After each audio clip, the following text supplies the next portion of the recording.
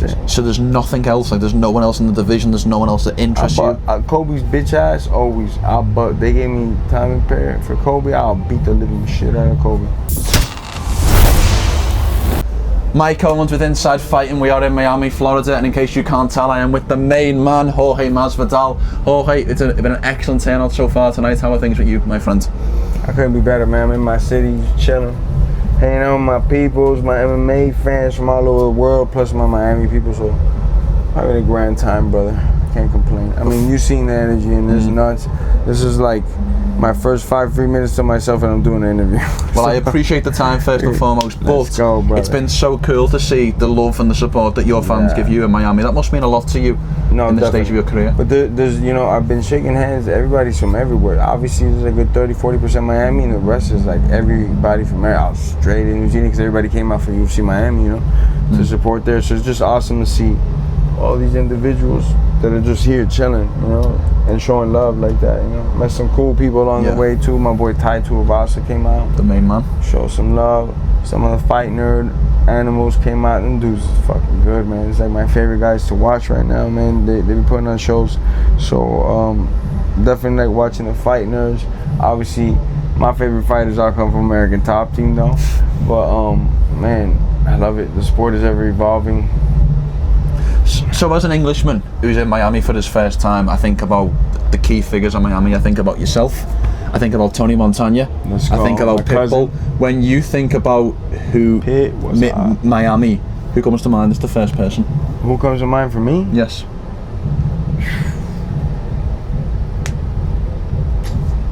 Oh man, like my mama. Your mama, really? Mom, you know? I like that. Yeah, probably if I really think about it, it's like my mom was the first. I think Miami. I think like my mama first, maybe. Then after that, I don't know. I can't even say some of these names on camera. I'll get in trouble, you know. Smart man. I'm gonna just chill out right now.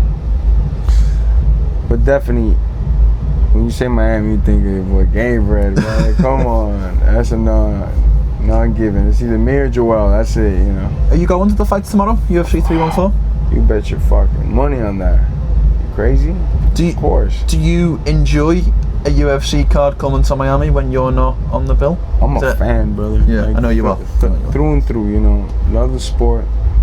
Thank God. I thank God every day I got to do it for so long at such a high level. You get to be one of the best in the world. But really, it all started out from me being a fan, me being captivated by the sport. That has not changed anything. Like I look at the new and up-and-coming guys now. It's like I could dissect the sport more. I know so much about the sport, but I'm still the same 12-year-old that found the sport and said, man, I don't give a fuck about nothing else, about no other sport. No offense, but it's just, that's how it was for me. I just didn't watch anything else. But I knew everything about combat, boxing, wrestling, and MMA, forget it, you know. So I'm still the same guy, bro. I'll pull up tomorrow and be wilding out, you know. I love that shit, you know. I think that's why everyone loves you. Makes me feel fucking alive. It makes me feel like I'm fucking not in a simulation, like I unplugged myself. And you know, for those like 15 minutes or whatever. And then you come back to the simulation, they say, bro. I have to ask you, but given you've been away from the sport a couple, and I know that you had the boxing match with Nate Diaz, but given the fact that you've been away from MMA for a couple of years, has it been difficult? Because I imagine, given how dedicated you were, it was such a big part of your life. Has it been a struggle to adjust? Oh, very, very struggle. And the struggle messed me up in the beginning. It was like 1 to 2 months of a lot of, you know, weirdness, and then thank goodness I got offered the fight. So I started training again with Nate Diaz, you know, and getting myself in shape. But I really discovered that even if I don't have a fight, to keep myself happy and chilling, I have to be at the gym. Fight or no fight. I just have to go once, twice a day if I'm lucky, you know, and then do all my other stuff that I gotta do, you know. I do love spending time with my family and stuff like that, which I have a lot more than now, and making money, you know, that's what I try to do. Got my businesses to keep my eye over them and train, but I don't train like I once did, unless they told me, hey, we're gonna give you Leon, and guess what, we're gonna let you get, you know, ready for it. We're gonna give you proper time notice. Let's go. I'll go there and beat the living snot out. I'll put everything aside. My son's gonna be pissed as fuck, because I'm gonna have to tell him, look, bro, I'm gonna have to cut back the time that we hang on now a little bit, because I gotta go kick Leon's ass. That means he's gonna be on me, brother. He's gonna be like, man, if I gotta be away from you, you gotta kill this dude. I'm gonna be like, okay, son. You got it. I mean, I have to ask the question, but I mean, I'll beat the living are we breaks back? off of Leon. I mean, if you That's the only fight though, brother. Chill out, bro. You Really? chill. That's Okay, the only fight. interesting. If they give me Leon, we're back locked and loaded. Every other fight is like, it's not that I don't respect these other guys or whatever, but we have unfinished business, truly, me and Leon, you know? So it's like, you want to do it, cool. If not, cool too, you know? I ain't tripping on the guy. I ain't mad at him, you know? But if you want to run it, let's go. If not, I'll stay my little happy ass making money, hanging out with my kids, eating sushi, you know, going on dinner dates and shit, just chilling, bro. Man, and always praising the Lord, always thanking God Almighty. But respect. But if they say Leon wants to get his fucking upper lip busted, you know who's trusted? But respectfully, they count. even though it wasn't an official fight, you won the first fight in terms of the 3 pieces in the soda. So and why? officially was a fight because the closer I got to him, he put his hands up like this. You see it on slow motion. Go see it on slow motion when his hands go like this. That means you ready. You either throwing or I'm throwing. So that's a fight right there. You know, he knows what he did. So we can run another one. I'll kick his ass again. But why is that unfinished business? Because generally, when a fighter wins the first fight, they don't see him the same way as the loser. Like, why do you feel like there's something extra with Leonardo? Because I wanted an official ass cage. I want a referee to look at him and have to tell his ass, you ready? Because he's coming for you. So you can't say that shit no more, and I'm gonna just come right at him.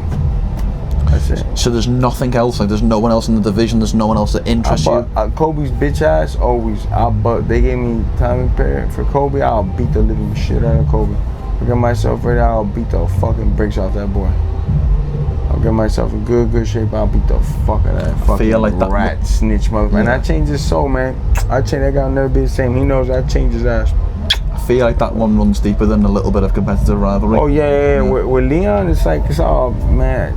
It's all cool. Like I don't give a fuck if he hates me or whatnot. You know. But with Kobe's just different, dog. I don't care if I seen him right now. Me and you gonna catch a case. Cause I gave you this interview, so I'm gonna be like, you gotta catch a case with me. Let's go. I don't want to get a case in Miami or Florida, quite frankly. You never heard the slogan?